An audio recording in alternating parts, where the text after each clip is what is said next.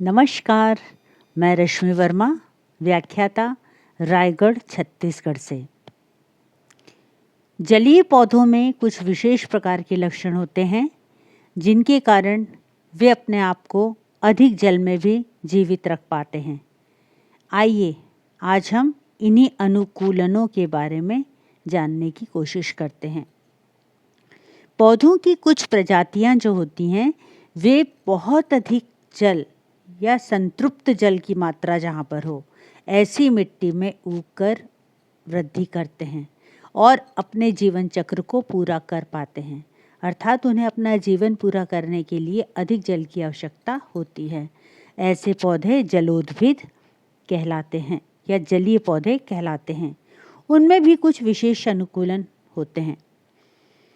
ये आसपास के वातावरण के अनुसार अपने आप में कुछ विशेष बातें परिवर्तित कर लेते हैं, कुछ विशेष रचनाएं अपने अंदर उत्पन्न कर लेते हैं जिसके कारण ये अधिक पानी में भी जीवित रह पाते हैं। सबसे पहली बात तो ये इनके पूरे जो भी जलीय पौधे होते हैं इनके पूरे शरीर पर म्यूसिलेज, एक लसलसा पदार्थ जैसे भिंडी का रस होता है चिकना सा, म्यूसिलेज का आवरण पूरे पौधे के शरीर पर होता है जिसके कारण पूरे पानी में रहने वाले पौधे भी सड़ने से बच जाते हैं। सूक्ष्म जीवों के द्वारा उनकी रक्षा हो पाती है। पानी में ही होते हैं इसलिए इन्हें जल के अवशोषण की आवश्यकता नहीं होती। अतः जलीय पौधों में जड़ तंत्र बहुत ही कम विकसित होता है। कुछ जड़ें या पत्तियों के पर्णवृंत फूल जाते हैं और अपने अंदर गैसों का संग्रह कर लेते हैं। ऐसा करने से उनका पूरा शरीर हल्का हो जाता है और तैरने में मदद मिलती है। जल में पाए जाने वाले पौधे कुछ तल में होते हैं, कुछ पानी में बीच में होते हैं और कुछ सतह पर तैरते रहते हैं। तो जो पौधे पूरे जल में डूबे रहते हैं उन्हें जल निमग्न पौधे कहते हैं।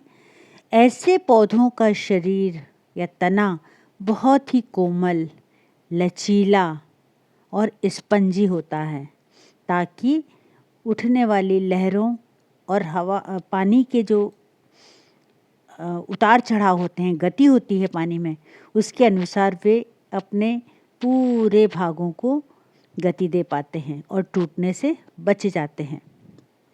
सतह पर तैरने वाले पौधों की पत्तियां बहुत चौड़ी होती हैं जैसे कमल, जिनकी सहायता से वे आसानी से तैर पाते हैं।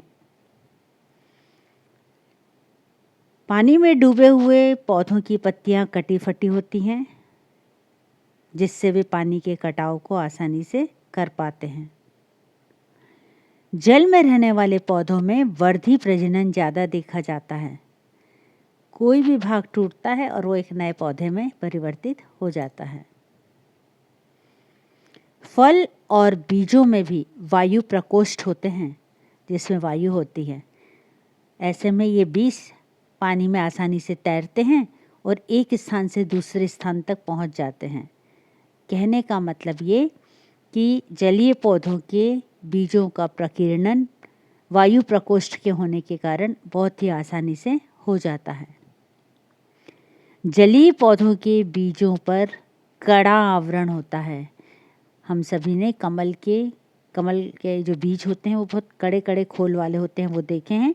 तो जलीय बीजों का आवरण बहुत कड़ा होता है और ये पूरे समय पानी में रहने के बाद भी बीज में उपस्थित भ्रूण को सड़ने से बचाता है। धन्यवाद।